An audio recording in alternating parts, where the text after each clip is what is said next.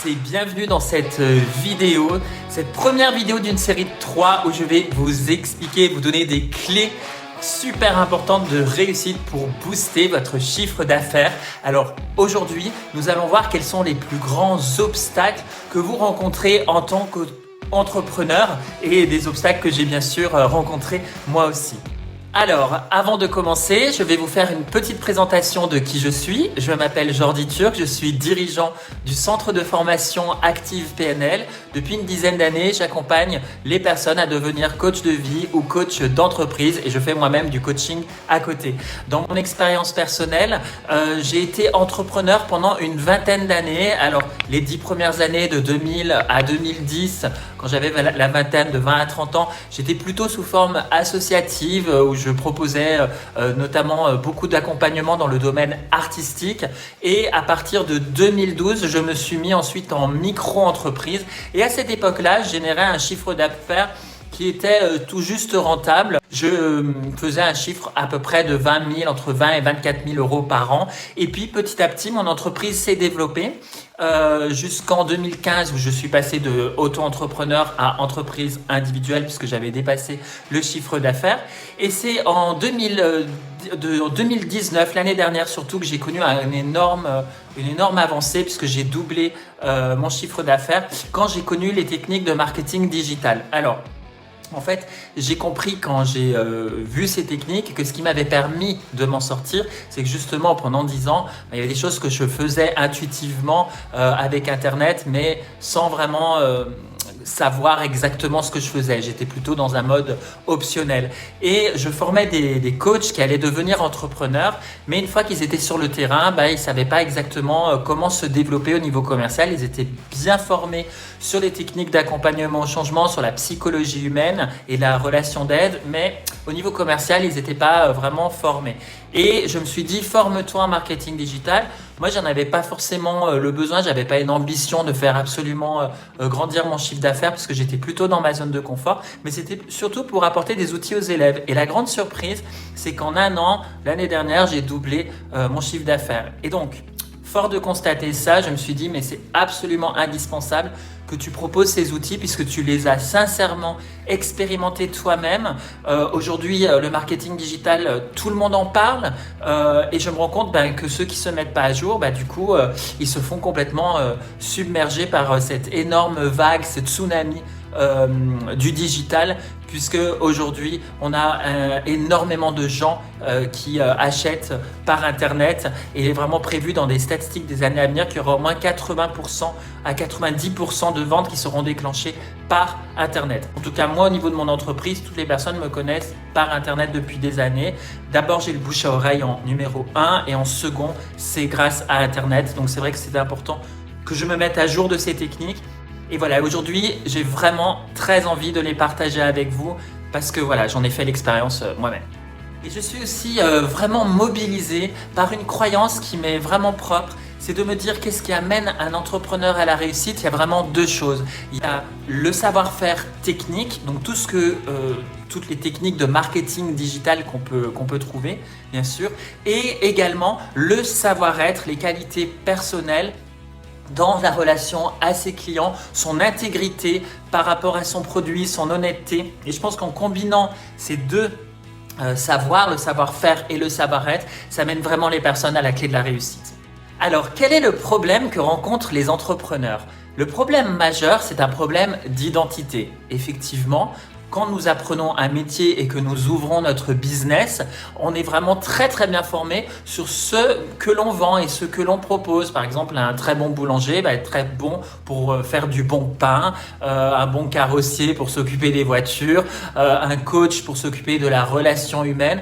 Voilà, donc on a cette identité qui est notre identité professionnelle, mais on n'a pas toujours conscience quand on se lance qu'il y a une autre identité qui est en jeu et qui est vraiment l'identité d'entrepreneur, c'est-à-dire savoir gérer son entreprise et savoir se vendre. Et donc, dans cette idée d'entrepreneur, on se retrouve à devoir être designer, infographiste, savoir faire son site internet, parce que quand on commence, on n'a pas forcément l'argent pour déléguer ça à quelqu'un, secrétaire, comptable, avoir des notions de fiscalité.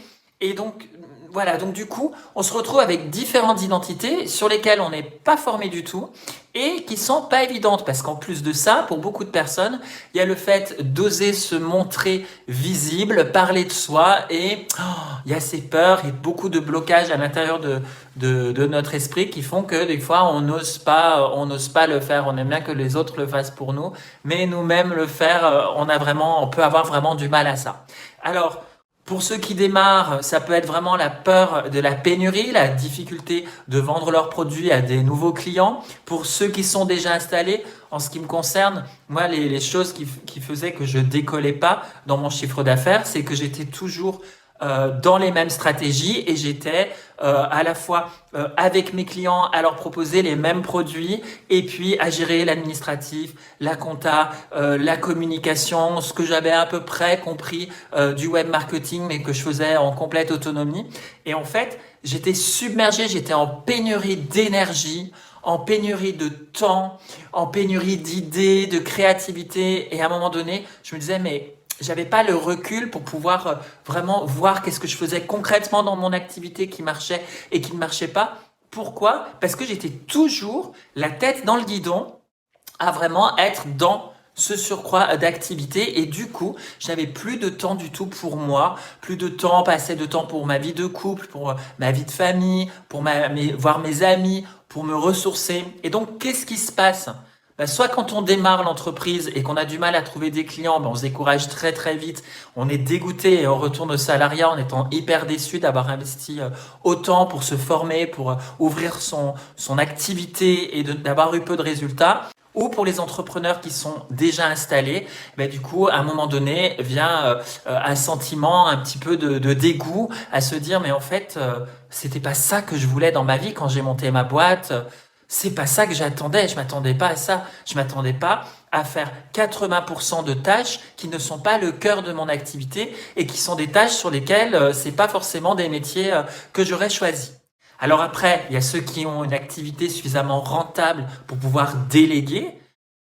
Et donc ça, c'est l'idéal. Mais souvent, on se retrouve, quand on est entrepreneur, on se retrouve un peu entre les deux à se dire j'aimerais pouvoir déléguer mais en même temps j'ai pas complètement le budget pour et donc je dois prendre les choses en charge par moi-même mais simplement c'est des choses que je ne maîtrise pas et donc ça crée une énorme perte d'énergie, une énorme perte de motivation, une énorme perte de temps et on a dans les 6 ans statistiquement 50% des entrepreneurs qui ferment leur entreprise à cause de ces critères-là et d'autres qui ferment bien plus tard.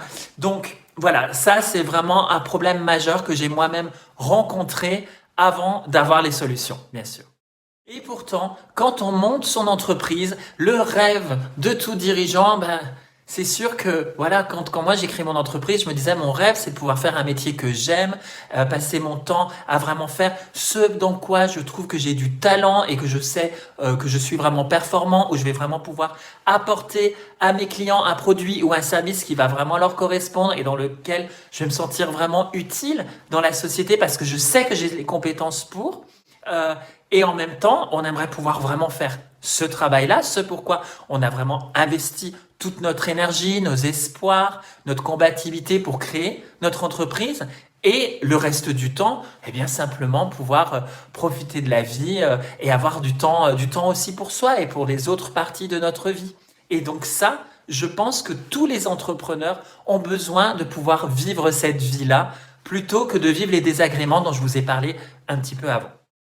Avec ce programme que je vous propose, cet enfer est terminé. Oui, parce qu'il existe des solutions qui, une fois qu'on les a mis en place, ça y est, ça tourne tout seul. Et surtout, ça sera des solutions qui seront efficaces. Donc, je vais vous offrir dans la prochaine vidéo 3 solutions qui sont essentielles pour développer votre entreprise de manière fluide et surtout dans la réussite pour vous. Vous verrez ça dans la prochaine vidéo. En attendant, écrivez en dessous quelles sont pour vous, entrepreneurs, vos plus grandes sources de démotivation dans votre entreprise, vos plus grandes sources de découragement et vos plus grandes frustrations. Partagez-les dans les commentaires ci-dessous. Je serai heureux de pouvoir les lire et de pouvoir y répondre. En attendant de recevoir la deuxième vidéo qui vous donnera 3 clés essentielles. À très vite.